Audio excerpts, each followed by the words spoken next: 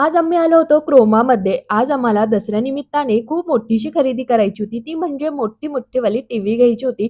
अचानक भयानक प्लॅन झाला. ऑनलाईन आम्ही प्राईस चेक केला. त्यानंतर म्हटलं चला ऑफलाईन चेक करून येऊया. ऑफलाईन तर बापरे! 1.5-2 लाखापर्यंत सुद्धा टीव्ही भेटतात.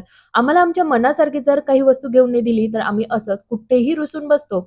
त्यानंतर आम्ही आलो रिलायन्समध्ये. तिथे सुद्धा आम्ही खूप साऱ्या टीव्ही बघितल्या. त्यातली एक फायनल केली. त्यानंतर आम्ही आलो घरी. दुसऱ्याच दिवशी 11:30-12च्या दरम्यान आमची टीव्ही घरी आली होती. तर आम्ही घेतलेली आहे LG नॅनोसेल एआय टीव्ही.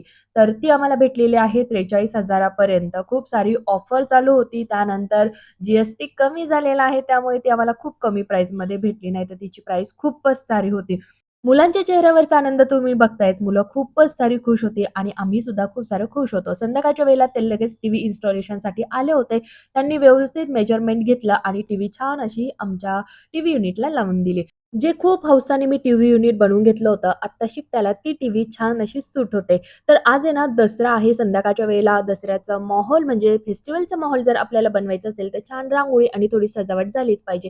सकाळी मी छान असं उंबरठा पूजन करून घेतलं होतं. याचा लाँग व्हिडिओ आपल्या चॅनलवर अपलोड झालेला आहे. नक्की चेकआउट करा. आम्ही सगळेजण छान असं तयार झालो होतो. त्यानंतर अहोंचं असं पूजन करून आणि आपट्याची जी काही पानं असतात म्हणजे सोनं, तर त्याचं औक्षण करून त्यांना घरात घेतलं जातं.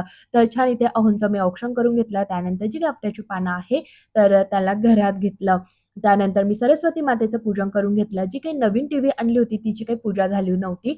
तर अष्टमीच्या दिवशीच ही टीव्ही घरी आलेली आहे. पण मी तिची दसऱ्याच्या दिवशीच पूजा करून घेतली. त्यानंतर माझी रिंग लाईट आणि स्टँड त्याची पण पूजा केली. त्यानंतर आम्ही खाली गेलो, गाड्यांची पूजन झालं आणि असा संपवला माझा दसऱ्याचा दिवस. बाय.